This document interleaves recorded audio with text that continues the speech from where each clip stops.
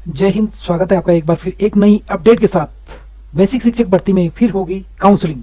Basic शिक्षक भर्ती में सरकार 20 अगस्त से पहले एक और काउंसलिंग कराएगी।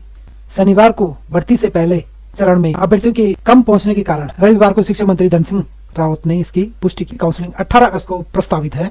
आवश्यक पड़ने पर तीसरी काउंसलिंग भी कराई जाएगी। इसमें मेरिट को कुछ कम भी किया जा सकता है। बीते रोज की काउंसलिंग में चयनित अभ्यर्थियों को 16 अगस्त को पुष्कर सिंह धामी जी के हाथों से नियुक्ति पत्र दिया जाएगा। जो अभ्यर्थी पहली काउंसलिंग में जो 10 तारीख को थी उसमें जो भी सम्मिलित हुए हैं उनको 16 तारीख को नियुक्ति पत्र दिया जाएगा और दूसरी काउंसलिंग अब 18 अगस्त को प्रस्तावित है। तो जो वहां पे नहीं पहुंच पाए हैं वह 18 अगस्त को वहां पे पहुंचे और काउंसलिंग की जो मेरिट लिस्ट है वह डाउन जा सकती है। इसलिए सभी कोशिश करें कि अधिक से अधिक वहां पे काउंसलिंग के लिए जाए। फिलहाल 20 अगस्त से पहले एक और काउंसलिंग कराई जाएगी। यदि आवश्यकता महसूस हुई तो इसके बाद भी एक और काउंसलिंग कराने पर विचार किया जा सकता है। सरकार चाहती है सभी अभ्यर्थियों को चयन प्रक्रिया में शामिल होने का अवसर मिले।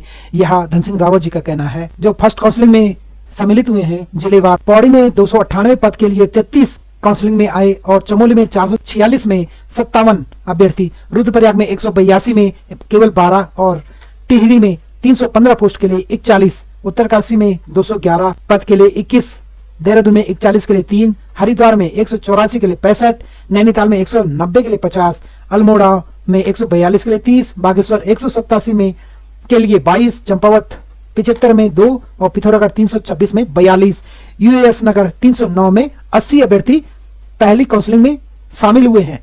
और इतनी कम संख्या में यह पहली बार देखने को मिल रहा है कि काउंसलिंग में कम अभ्यर्थी गए हैं और पद अधिक हुए हैं। तो कारण क्या है इसका देखते हैं। शिक्षा मंत्री ने कहा कि अमूमन एक अभ्यर्थी एक से ज्यादा जिलों में आवेदन करता है। प्रदेश में एक ही दिन काउंसलिंग होने की वजह से इस बार मेरिट में टॉप स्थान पर रहने वाले अभ्यर्थियों का चयन हो गया है। प्रथम चरण में काउंसलिंग में शामिल न हो पाए अभ्यर्थियों को सरकार ने दूसरा मौका देने का निर्णय किया है।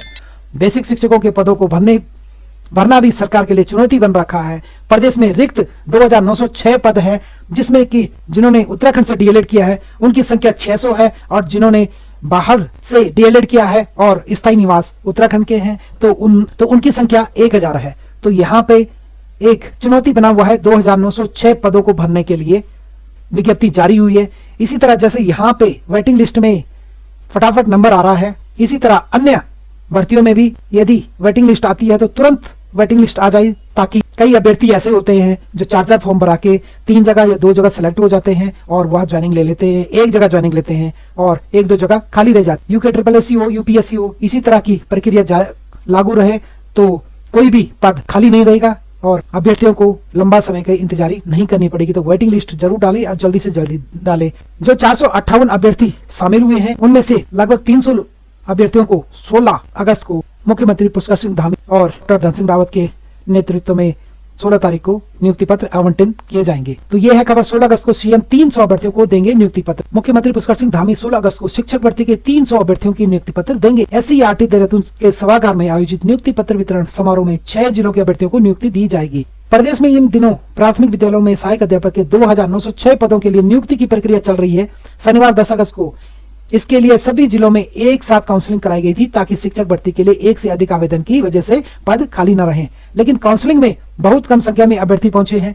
प्रभारी शिक्षा निदेशक RL आर्य के मुताबिक पहले दिन काउंसलिंग में जो अभ्यर्थी पहुंचे उनमें नैनीताल, उधम सिंह नगर, हरिद्वार, पौड़ी, टिहरी और देहरादून जिले के 300 अभ्यर्थियों को नियुक्ति पत्र दिए जाएंगे। नियुक्ति पत्र दिए जाने के बाद शेष पदों के लिए शिक्षक भर्ती चयन की प्रक्रिया जारी रहेगी। जैसे कि वीडियो में पहले बता दिया गया, 18 तारीख को दूसरी काउंसलिंग शुरू हो जाएगी और इसी प्रकार यदि सीट बचती है तो इसी महीने तक 2 या 3 काउंसलिंग कराई जाएगी ताकि कोई भी रिक्त पद ना रहे। तो ये थी आज की महत्वपूर्ण खबर। मिलते हैं अगली वीडियो में। जो चैनल में नहीं आए वह चैनल को सब्सक्राइब जरूर करिए ताकि आपके पास नोटिफिकेशन तुरंत पहुंचे। और तब तक के लिए जय हिंद, जय भारत, जय उत्तराखंड।